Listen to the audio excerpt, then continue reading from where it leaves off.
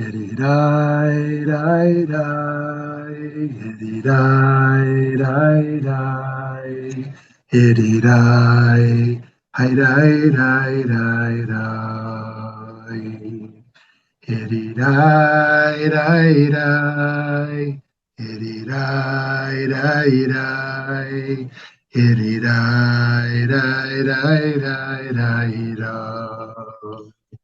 Yiddie-di-di-di, yiddie-di-di-di, yiddie-di-di-di-di-dum. Yiddie-di-di-di, yiddie-di-di-di-di, yiddie-di-di-di-di-yum.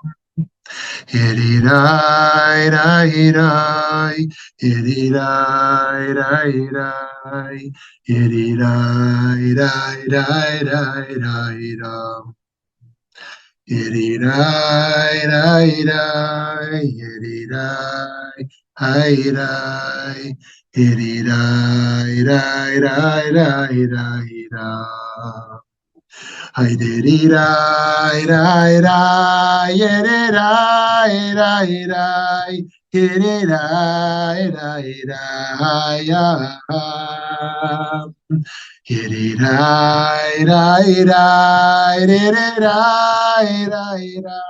di di Shalom, shalom, wonderful friends. It's great to be with you. Thank you so much for being here today for session 43 of 45. We have session 44 next week with on Martha Nussbaum, followed by session 45 on Kwame Appiah. And then those who choose to stick around, as you'll all be invited to do, we'll start with the 10 biggest Jewish ideas offered to the world. So anyways, today we are at Peter Singer, who was born in 1946 and is still alive. He actually just announced his retirement a few weeks ago. And let's start with a poll question, because today is going to be provocative. Provocative. It's going to leave us productively uncomfortable. Oh, here we go. Do all lives matter equally? Option 1.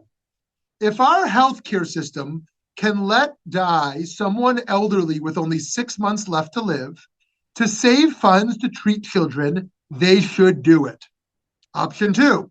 It doesn't matter if some younger children with more life potential can be saved, and if the elderly person doesn't have much time left, all lives are equal, and everything should be done to save the elderly person if that is what they wish. Okay, friends, option 1, saving more young children matters more than prolonging end of life for someone elderly. Option 2, everybody's equal quantitatively and qualitatively. One person with 6 months to left is infinitely valuable, just as much as 10 children. 17% say we should take a more utilitarian approach, and if we can save more people and more younger people, then that matters more than prolonging end of life. 83% say, can't play God, can't decide which life matters more, can't make those decisions. And so even though it may feel wasteful, we should do all to prolong life because every life matters. Okay, very interesting. So we will get into that debate and many others today. And as I said, it is provocative. It's going to get a little fiery in here, although I see our friend Aglaya is not here. So maybe only so fiery. We've got our more tame group. Okay, great. But maybe you'll bring the fire in her place, because group dynamics shift when someone's here and somebody's not here. We value everybody and their role. Okay, are human lives worth more than animal lives? Is someone who spends $5,000 on a vacation morally guilty for not using that money to save someone's life? Should we rethink our entire system of living in order to maximize the well-being of all living creatures? Born to a Jewish family in Australia, Peter Singer is one of the great living philosophers. He's currently a professor of bioethics at Princeton, although, as I said, announced his retirement. And in addition to being distinguished within the world of academia, he's also well known as a public intellectual. He's probably he might be in the number one, top five, kind of well-known public philosophers. Now, that doesn't mean you're the best philosopher. It just means that you've decided to make your ideas very relatable. And that's part of your ideology, is you want people, the common person, to think about your ideas rather than just kind of academics. One reason for this is that he has devoted significant energy towards writing for a popular audience, not just an academic one, but also his work deals with issues of great concern to all of our lives and our basic moral decisions. Singer is a fervent utilitarian. Though he's evolved in the nuances of his utilitarianism, he espouses. Early in his career, Singer was a preference utilitarian, which held that, quote, actions are right if they maximize the satisfaction of preferences or desires, no matter what the preferences may be for. We don't judge what somebody wants. Yes, thank you, Sarah, I agree. Without acknowledging what somebody wants, the goal is to minimize pain and maximize pleasure. That is how we think of moral decisions. If I can make a choice that's going to reduce suffering for 5 people or increase pleasure for 1, I choose to decrease suffering for 5, and so forth. It doesn't matter what the nature of it is. We're not judging, how noble those pleasures are in this preference utilitarianism, or whether there's any value to the pain at all. We just think that people should feel good. However, this philosophy is controversial because people can have preferences of many different kinds, including things many would consider immoral. If harming another would give one greater pleasure than the pain caused, under preference utilitarianism, this would be allowed. Singer later changed his view to hedonistic utilitarianism, which argues that the right action is the one that produces, or is most likely to produce, the greatest net happiness for all concerned, right? So you might say, well, there's 5 guys and they really want to bully this other guy. Shouldn't we give preference to the 5 bullies? Because, yeah, the one being bullied is suffering a little bit, but those 5 bullies are getting a lot of pleasure out of that. Those 5 bullies feel really good, and or you might say, well, Russia has the right to do whatever they want to Ukrainians because Russia has a much larger population than Ukrainians, and they're all going to benefit from this. So who cares what's principally right or wrong, right? At the end of the day, like, more Russians are going to benefit than Ukrainians who are going to suffer. So it gets a little complicated. This approach helped make Singer a leading philosophical proponent of animal rights. In his 1975 book, Animal Liberation, which was kind of like the Bible of early animal rights movement, he made the first strong philosophical case for animal rights. He argued that in maximizing the greatest net happiness, we must also take into consideration the suffering of animals. Animal rights, we see, are a natural consequence of utilitarianism. If we truly want to minimize suffering on a mass level, and not just for human beings, the cruelty that so many animals endure must absolutely be taken into account. Now, here it's worth mentioning that Singer does not believe in human dignity, which is to say that humans matter for their, in their own right. What matters for humans is their pain and pleasure. And that's why humans are no different than animals for Singer, by and large. Because if animals can suffer and humans can suffer, we don't care about human rights more than animal rights from some rights perspective. We don't care about humans more than animals from some dignity perspective. The cat suffers, the woman suffers, and those suffering have equal moral weight because any being who's suffering matters, according to Singer. It could be to no one's surprise that Jewish texts can be found to support part of the view he mentioned. However, the Jewish tradition has tended to focus on defending animal welfare rather than promoting a narrower understanding of animal rights. Right? The animal doesn't have a right, doesn't have a legal claim. Rather, we as humans care about their welfare. This is to say that while the Torah doesn't have a clear notion of animal liberation, right, that would be anachronistic for sure, it provides clear injunctions to reduce the suffering of animals that are put to human use.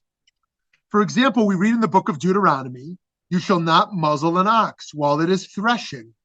The reason for this is that if an animal is being made to work for you, it must also be able to eat. Don't block the animal that you're working from eating. That would be an unfair form of suffering for the animal. Human beings have a right to use animals. There is still a dignity to them, one might argue, that must be respected. While there is a distinction between animal welfare and human welfare, they exist on the same level as possessing the dignity of being living creatures that God intentionally created with compassion, even if they differ in that only humans are created in the image of God. We see that even though animals don't have the right to not be eaten, there's still a dignity to them that must be respected. The Torah immediately goes on to explain that just as animal blood demands our decency, one cannot shed human blood. To be sure, one cannot kill a human because of their dignity as being created in the image of God, not because of any relationship to animal blood, but the blood connection is nonetheless still there. While there's a distinction between animal welfare and human welfare, they exist on the same continuum as possessing the dignity being living creatures. And so there's a Torah concern for animals. But Singer takes it further. In an email exchange I had with him, Singer once told me that not only does he not believe in human dignity being higher than the dignity of animals, he doesn't believe in human dignity at all. To state what's probably obvious, Singer doesn't believe in God in any way. So why should he think human beings are created in the image of God, right? Biblically, we might say human rights are very high because humans have infinite value. Why? Well, not just because we wish humans have infinite value, but because we're created in the image of God, whatever that means. And because of that, human concerns matter more than animal concerns. But if you say, I don't believe in God in any way, I'm only concerned with suffering, there's no distinction between a sheep and an 80-year-old woman. For atheists, the burden is on them to argue why human life is worth more than animal life. His concern is not with the isolated moral concern of dignity, but just about pain and pleasure at large. So for Singer, human suffering is not more important than animal suffering. Or as he put it decades ago in Animal Liberation, all the arguments to prove man's superiority cannot shatter this hard fact. In suffering, the animals are our equals. In Judaism, this is not upheld as its humanity, specifically that bears the image of God and the higher levels of the soul. Human life, we see from the Torah, must take precedence over animal life. Although we should be compassionate to animals and treat their suffering as having enormous ethical weight and implications for how we live, in the Jewish tradition, we cannot conflate the dignity of humans with our need to reduce suffering for animals. These conflicting views between the Torah and Singer's philosophy can make us ask the question, does one human matter more than two animals? What about 10 million animals? How many animals might we be willing to kill to save one human? Of course, this emerges in conversations around animal testing, right? Some of us might more easily say, well, maybe not for cosmetics, right? Maybe we shouldn't torture an animal for cosmetics, but what about for life-saving medical cures? Should we be willing to kill 5 monkeys, 5 chimpanzees, rather than test it on a human? What if it's 100 chimpanzees? What if it's 1,000? What if it's 1,000,000? What about rats? Is it different if we talk about rats than chimps? Are we willing to kill 1,000,000 rats rather than do drug testing on a human? In my engagement with Singer's thought, I not only see animal rights in a different light, but also find that his views on how we treat the elderly to be divergent from mainstream Jewish values. Because of his rigid insistence on a rational utilitarianism, Singer believes that we as a society are spending too much money on keeping people alive at the end of life, when it's clear that the quality of life declines so precipitously. Rather than prolong the life of the elderly, Singer claims the ethical thing to do would be to allocate more resources towards saving more young people. Famously, when Singer's mother was near the end of life, his family spent a large amount of money to keep her alive. To his credit, Singer acknowledged that when it was the case of his family, his ethics demanded a cold utilitarianism that had been too difficult to uphold. I forgot the cost of the drug. I think it was something like $90,000. They said, Singer, your mom's going to live for 6 more months for a $90,000 drug. Now, according to Singer's philosophy, that's insane, right? According to Singer's philosophy, I can donate $90,000. My mother had a good long life, and I can go save countless children through an intervention. But Singer chose the medicine for his mother against his own philosophy. And when he was pressed, why did you do that? You spent this whole career teaching that saving more people matters more than extending, minimal amount of life for someone else. He said, yeah, but it's my mother, right? And so, in fact, do philosophies have to work to have moral weight, right? Or if in the end of the day, we're going to say, hey, it's my mother, or come on, can't I buy a cup of coffee, or can't I go on vacation, right? Is it just too much? In another area in Singer's thought, I found to be similarly problematic, he makes clear that he does not place a premium on those who have special needs. Right, the disabilities community is probably the most loudly opposed to Singer. He believes that society should not devote large amounts of resources to accommodate a small group of people.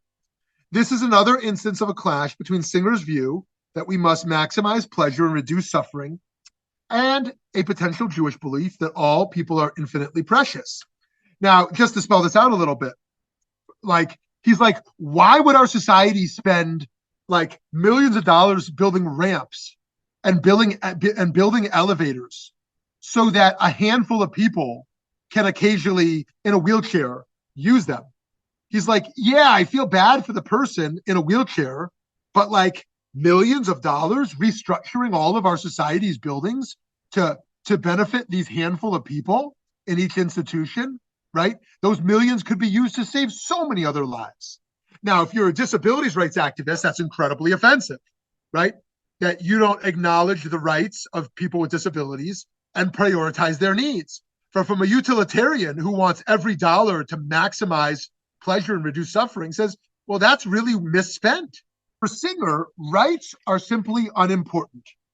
What matters is the well-being of most people. Judaism, one might argue, would disagree. The Jewish tradition values the dignity of every individual, not the sum total of pleasure experienced by the masses.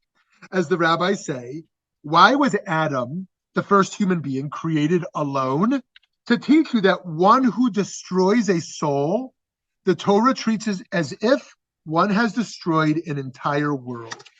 And conversely, one who saves a soul, the Torah treats it as if they've saved an entire world, right? You simply can't say that 5 people matter more than one person, right? One person, it has infinite value. It's also important to know that Singer has long been a driving force in the movement for effective altruism, if you've heard of that movement. In 2022, Gideon Lewis Krauss explained in The New Yorker that effective altruism takes as its premise that people ought to do good in the most clear-sighted, ambitious, and unsentimental way possible. Among other back-of-the-envelope estimates, effective altruists believe that a life in the developing world can be saved for about $4,000. Now, that's complicated. There's different ways to measure that. and depends who you're talking about and what type of intervention we're talking about. We'll discuss this in more detail when we look later into William McCaskill. But it is notable here the way that Singer challenges us to think about philanthropy differently. Singer makes the argument that it's not possible to ethically justify living with luxuries.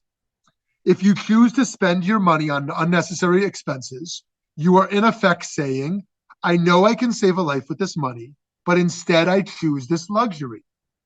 Singer's utilitarianism leads him to believe that without even intending to harm another, one can be complicit in suffering and death. In his book, The Life You Can Save, Acting Now to End World Poverty, Singer even invokes the Jewish tradition to demonstrate that giving one's money to reduce poverty is not just a good deed, it's a moral obligation. He writes, the Hebrew word for charity, tzedakah, simply means justice. And as this suggests, for Jews, giving to the poor is no optional extra, but an essential part of living a just life. In the Talmud, a record of discussions of Jewish law and ethics by ancient rabbis, it said that charity is equal in importance to all the other commandments combined, and that Jews should give at least 10% of their income as tzedakah. Now, just as a reminder, Singer is not religious. Singer is not deeply connected to the Jewish community. He's certainly not a Jewish educator. This is relatively random that he's bringing this point, but he's bringing this point to demonstrate part of his idea around effective altruism. In general, as Jews, we might agree with effective altruism. We do need to be more careful about directing our tzedakah to save lives, rather than just pouring large sums of money into passion projects and luxuries. We should be seriously challenged by the levels of luxury we live with. To be sure, we understand as Jews that life is a gift to be celebrated and enjoyed. But that comes with the responsibility of also thinking critically of how we allocate our time and resources toward a higher moral calling. So friends, to conclude here, the life we are given is such a precious thing. And Singer understands that it's incumbent upon each of us not to waste it, to think carefully about how we can best use the opportunities we have, and to act in a way that is morally reputable, even if the paths he thinks we should take are often different from the ones I'd endorse. I find Singer asks the questions we must engage with in order to live ethical lives. Okay, friends, two last things before I open up the conversation. One is, let me give an example of how he would flip a current moral debate on its head. Let's take abortion. If I am pro-life, I might say something like, I believe God gave a soul to the fetus, and that is a life, and I may not kill that life, even if a mother is not interested in giving birth to that life, because that life is a life, and there is a right to that life. If I'm pro-choice, I might say something like, hey, men, hands off women's bodies, and hands off women's rights. Women have the right to make their own choice. And after all, I don't think it's a life anyways. A living woman's choice should matter more than a potential life. Singer's not interested in either of those arguments. He's not interested in rights, as we said. He's not interested in women's rights, and he's not interested in fetus rights. Nor is he interested in the dignity of the life of the fetus or the dignity of the life of the mother. He's interested in suffering. And so what he would want to know empirically is, at what point can that fetus suffer? Because if you kill a suffering entity, it will suffer. And we need to measure the suffering of that fetus versus the suffering of that mother. And the potential suffering of that life if it comes to be alive and it's born into poverty or suffering, whatever the case is. So it's a way of reframing the debates we kind of hear over and over. Now, just so you can hear Singer, one of the pleasures of people who are living, I can't remember if we played my conversation with Noam Chomsky or not, if we just gave you the link. But anyways, you can hear me talking with Chomsky. And in the next two, in our next two sessions, you'll hear me talking with Martha Nussbaum. You'll hear me talking with Kwame Appiah. And now let's hear a minute of me talking with Peter Singer. And let me give a framing before we jump into the video. One of the controversial ideas Singer has, but I think it's productively controversial, is that he thinks that if someone is drowning in a lake while I'm walking down the road, I'm a jerk. I'm a jerk if I'm like, hey, I don't want to jump in the water to save this person because I'm wearing my fancy shoes today. Like, I don't care if you're wearing fancy shoes. You got to save the life of the person drowning in the lake.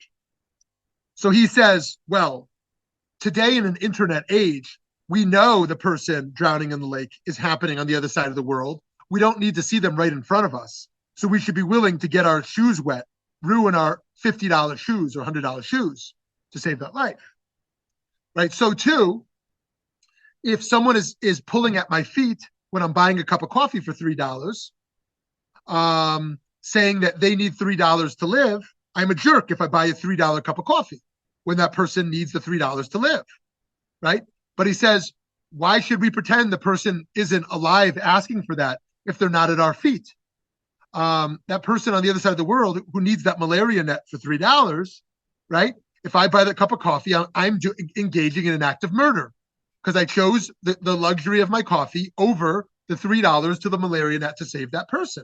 So he thinks we should curb those luxuries. I know we've touched on this issue before, but just to bring it home, because this is Singer, we should curb those luxuries in the interest of saving life, which matters much more, Singer wants to argue.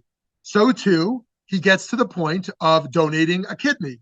If I have an extra kidney in my body and I know someone will die, I would be committing murder by keeping my extra kidney for no other reason, just to have a backup kidney when I know somebody could live if I donated it. So here, it's a whole 11-minute, 36-second interview. But here I kind of ask him about that a little more because he kind of implied, too, that, geez, is one a murderer if they don't donate a kidney? And here, let's see how he kind of softens his response to my question.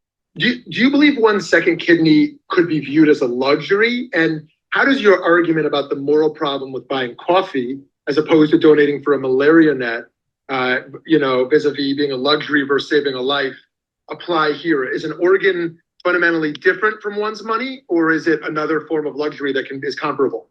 There's something slightly funny about saying that something that you're born with and that everybody else has is a luxury. I suppose, you could say, well, why did we evolve to have two kidneys? I don't know the answer to that. Maybe there's some about symmetry, if you like, the various things that we have two of, and that somehow is a pattern by which we and many other animals, of course, evolved. And you couldn't have called it a luxury until we had the ability to remove one and save someone's life or greatly benefit somebody from it. And that's only very recently. But I suppose what you could say is that the development of this technology, medical technology for transplanting a kidney, has made it something that it's optional and that we don't really need. And yes, in that strict sense of the term, it's a luxury. Now, you asked, how does it compare with, the luxuries of going out and buying a coffee or buying bottled water when the water that comes out of your tap is safe to drink?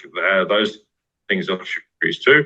The answer to that is it's a lot easier to not buy the bottled water, unless you're a real coffee addict, to pass up the coffee or to make the coffee at home where you save a couple of dollars by doing that.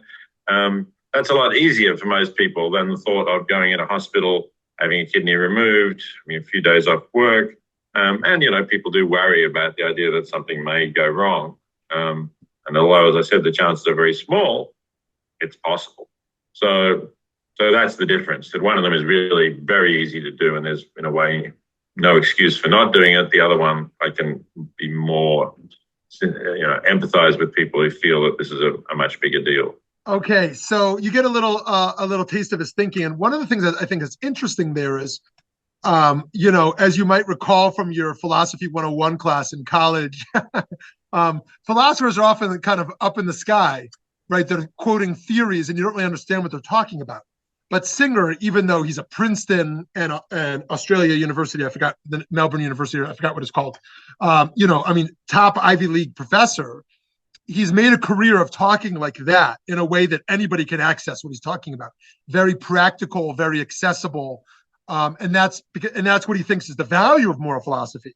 The value of moral philosophy is not just some elitist enterprise of kind of debating footnotes, but actually it's about changing the world. It's about persuading people to do what's right. And so, anyways, let me pause here. And we've thrown a bunch out here, and I'd love to hear people's thoughts and questions on anything we've discussed. Yes, hi, Steve. Hi. Number one, and this is kind of a personal thing.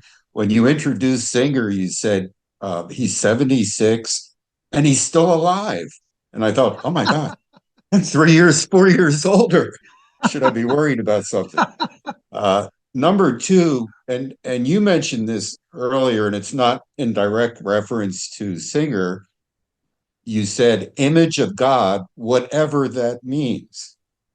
And I have no idea. I stumble over this all the time. I can propose that the image of God is the desire to create things, ideas, the desire to connect with other people, and the desire to express compassion. That to me is as close to the image of God as, and I'm not a personal God person, but that's as close to it as I can come. And I'll reserve my last comment for later.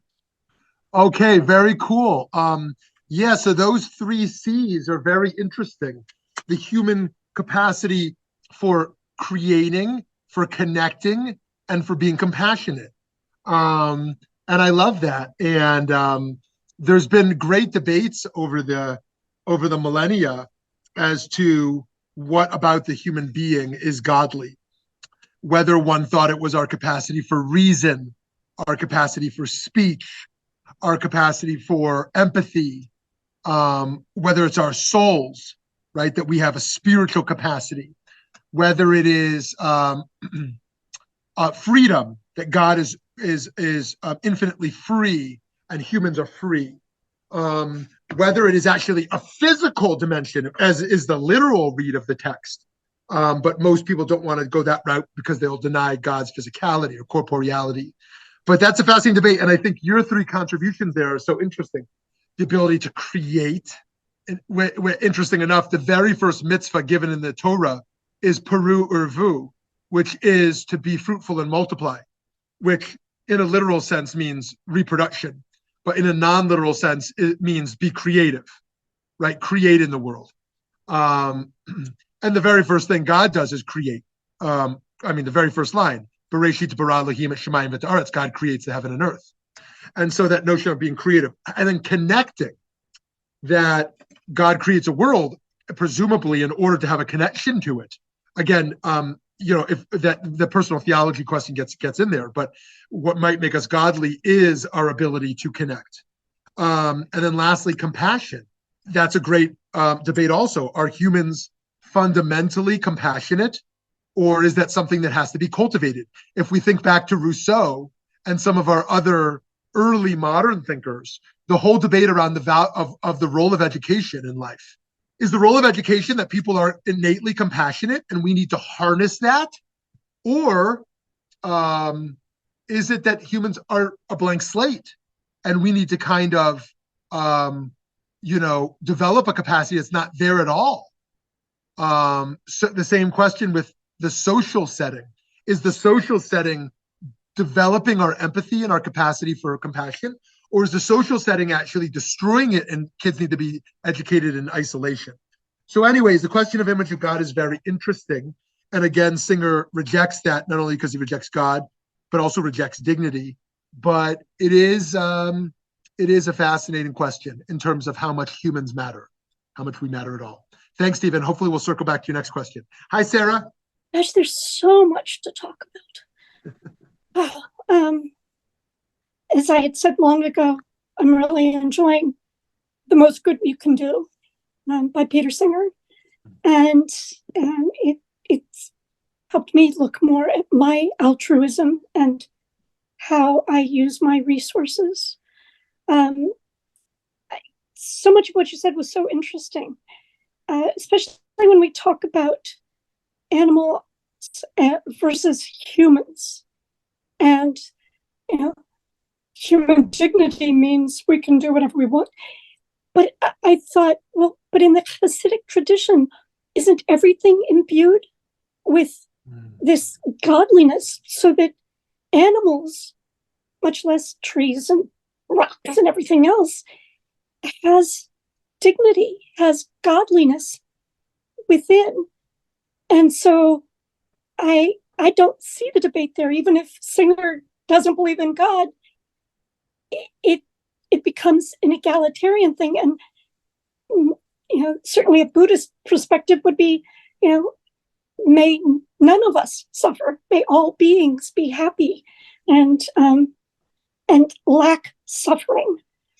When we get to, certainly from my standpoint as a physician, I always struggled with family members who, despite the patient having signed a DNR, family would fight, would go to court, would do everything to override that because we have to keep mom alive, or we need to keep dad alive. And in spite of that parent's wishes, which puts somebody, I had a cardiologist who kept a patient in the ICU for over a year and kept forcing us to resuscitate him until, after a year and a half, he finally died. But I think it was about our individual need to succeed, to be the hero, to do something more than what the condition really leads us to. Another part was the disabilities question and how much money we spend. And what's fascinating to me about that is that while we do it for the disability community, everyone actually gains from that.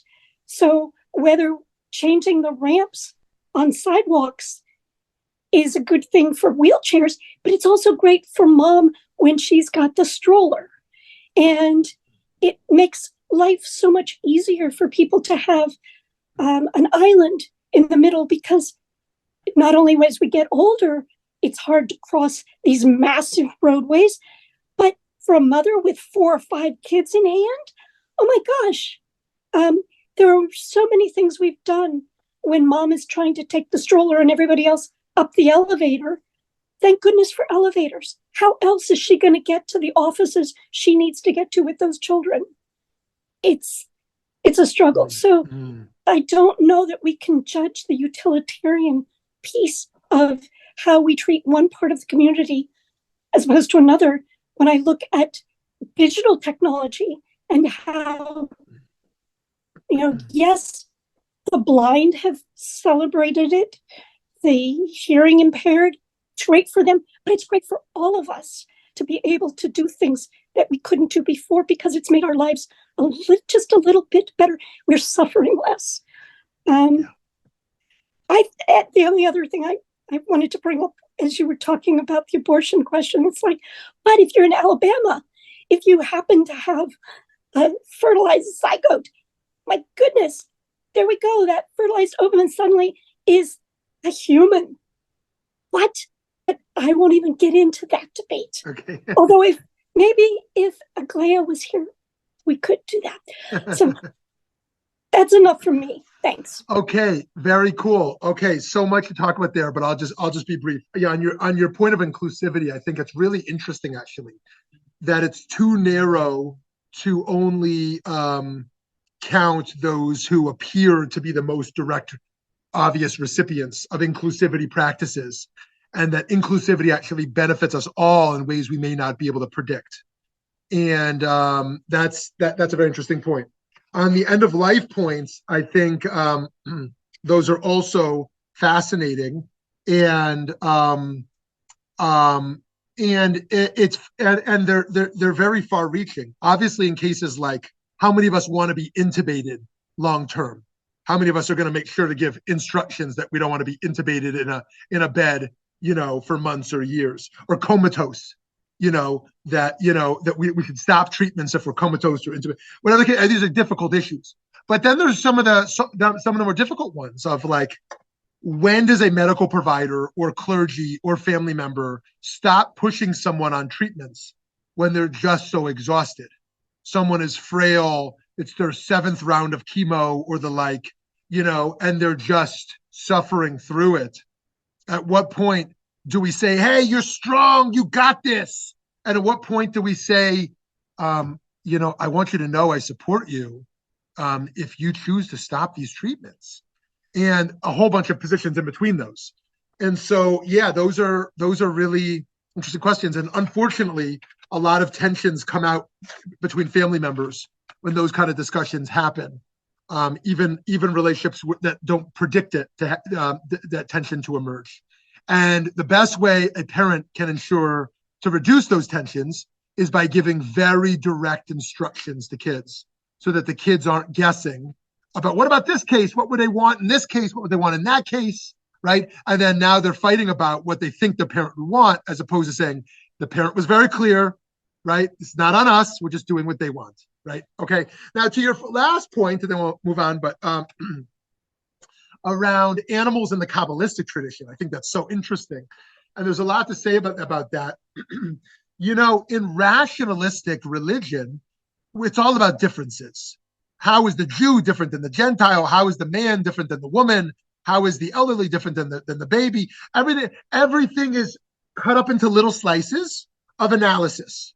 Everything is uniquely different and ought to be explored and contrasted, this and that. In mysticism, as opposed to rationalism, there's oneness. Yes, there's difference, but the difference is somewhat of an illusion within the unity of all life and all being. And so you're going to find writings of Kabbalists, of Jewish mystics, such as letting themselves get bitten by bugs rather than kill the mosquito or kill the bug, because all of life is interconnected. Or something like Rav Kook, who said he would never cut a branch off a tree or pick a flower, because why would I end that life? Now, those are not moral concerns of suffering, like a Singer debate, as opposed to a kind of a theology of interconnectivity, a theology of the oneness of life that I am simply a part of, and that I have a reverence for the sparks of divinity within everything. So, but yeah, there is an interesting Kabbalistic intersection with Singer, and when you get to the point of thinking of each being, but the orientation is so different in terms of how they get there. Okay, anyways, fascinating point, Sarah, and I'm sure you had 10 more you could have raised as well. So thank you. Okay, let's see who else wants to hop in here on anything. Hi, Cheryl. Hello. So I put in the chat, and I wasn't being sarcastic, because he's lost me on so many levels. He's not my guy. But when he spent the $90,000 for his mother's medicine, and then says, why are we building ramps for people in wheelchairs? What would he have done if his mother was in a wheelchair? I mean, that's the whole thing. If he changed his mind like that, so the people's, is his human feelings and failings come into play right then and there too. And the other thing I was going to say, if he doesn't have someone who has a disability, it's very hard to me. It's hard to judge, it's hard to be in someone else's shoes and say what someone else should do in a situation like that. I also just visited my almost 98-year-old dad, and he is quite clear on his wishes as far as, burial or cremation at this point. And he, it's not something that I believe in, but it's what he wants, and I believe in respecting his wishes, since he's made it quite clear. On the other hand, with the DNR things, I don't know. I don't even know if he has one, but I was wondering, just in a general sense, and with Singer and suffering, that what about the suffering of the surviving family too? So it might not only be, if the suffering of the patient is, such that you would say, okay, that we should be letting that person go, but the suffering of the family for missing that person or the loss, that has to come into play somewhat too. It's not on the same level, but it's suffering nonetheless. So. Right. Yes, great. That's a fascinating last point. And I take your, and I hear your critiques as well. Yeah, very interesting. And I don't want to say much because I want to bring more voices in the room, but I appreciate the ideas you're sharing here. And I think that to Singer's credit, I think he would say that theories should be created outside of the realm of the emotionally overwhelming moments. He'd say, yeah, I'm glad when I'm buying this medicine for my mom that I'm not the one at that moment developing the theory, because I think what I'm doing is kind of not justifiable, even though it's what I want to do. And but rather, when we're removed from that situation, we can give theories that make more sense. But again, I think that's also a problem because lives are real and we have to account for that as well. Now, one of the interesting extensions of utilitarianism in the next generation comes from a guy named MacAskill. MacAskill's a young Scottish philosopher, and he's famous for an idea called long-termism.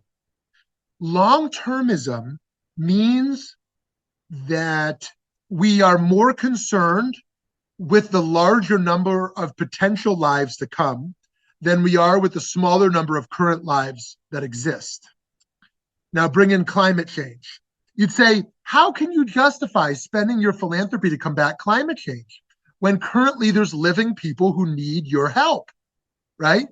And that would be a fair moral position, that we care more about living people than non-living people, right? And so you should, but MacAskill says, if you add up all the number of people that are going to exist in the future against the people who live currently, that number is astronomically larger, and your effective altruism, your philanthropy, would go much further to invest in the sustainability of the world to impact many more people than the currently living.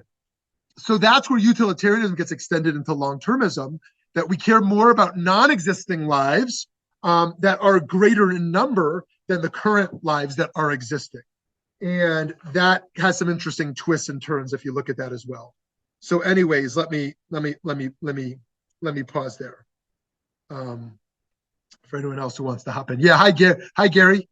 Hi, I think just to expand on Cheryl and Sarah's comments, I think utilitarianism seems to win if you control strictly the definition of who benefits. So that if there's 1,000 handicapped and 1 million non-handicapped, it's the million. But if you start to add in the mother who has to wheel the baby up and all the stress of the family worrying about grandma and the rest, then it starts to get even more balance. And I think another dimension for me is what it does to all of us who see the ramp, meaning just looking at it, we live in a society that devotes resources to care for the less fortunate. I think improves the quality of every single person who walks by that shopping center and sees the ramp. So the number is now 1 equals 1, because if there's 1 million people who are going to walk by, they're each have the potential to benefit. They may not benefit, but they have that capacity.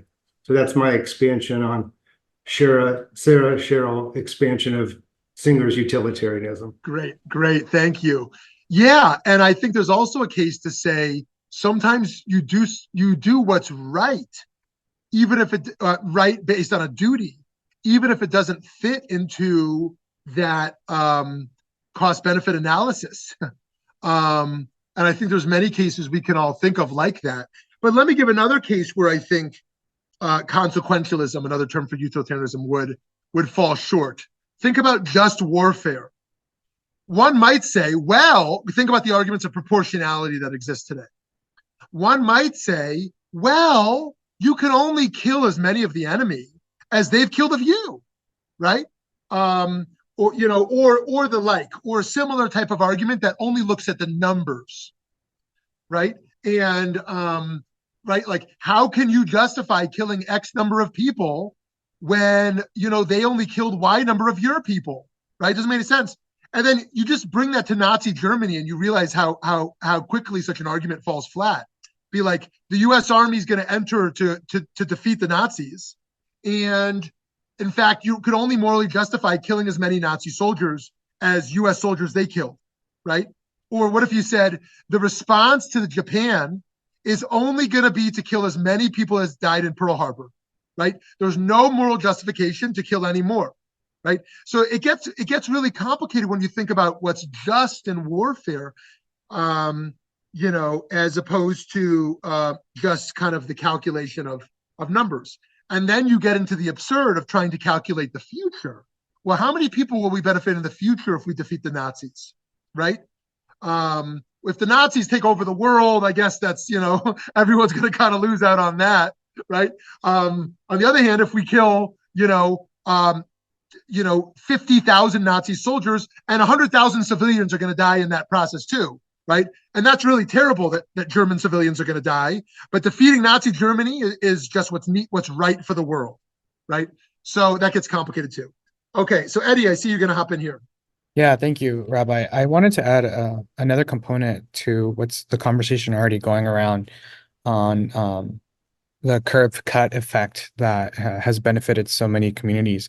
I also think that this is a component that supports shining a light on people who are often unseen, and elevating folks who society deems not like these aren't the highlights of community. And I think how when we focus on supporting smaller groups of people, folks that are often feel like they're in the shadows get uplifted. And to me, what comes to an example is oftentimes a lot of people who were left-handed were forced to be right-handed. But then when regulation stopped on people being left-handed, more communities who were left-handed started coming out, started being uplifted, has started being seen. Same with other communities who benefit from having a disability now being able to go into the crosswalk. We noticed that then it led up to people hearing chimes when going through a crosswalk who were not able to who were visually impaired. So I think that this also brings in a component of illuminating a light to communities who often aren't seen, and creating a beacon of hope for folks to know that, in my opinion, this is how progress works when we think about shining a light to those who are in the shadows. Yeah, great. It's funny. I was just, falling asleep last night, telling my 5-year-old and 7-year-old all the details of the story of Rosa Parks and the 381 days of the bus boycott and the like. But to pick up on Eddie's remark here, imagine if you're in a village and only boys can go to school, and one girl shows up and be like, please, can I come? I really want to learn too. Say, well, you're only one girl, and we can't accommodate that. But right, as soon as you change the policy for that one girl, a whole bunch of girls are like, wait a minute, I can come too? I want to come too. So right, they're in the dark, they're not in the line. But once the policy has been changed, or you make it more inclusive, a whole bunch of people who aren't seen are now a part of that benefit system as well. And I think that's a really important point, because many people are not the type who are going to line up or protest or make a request.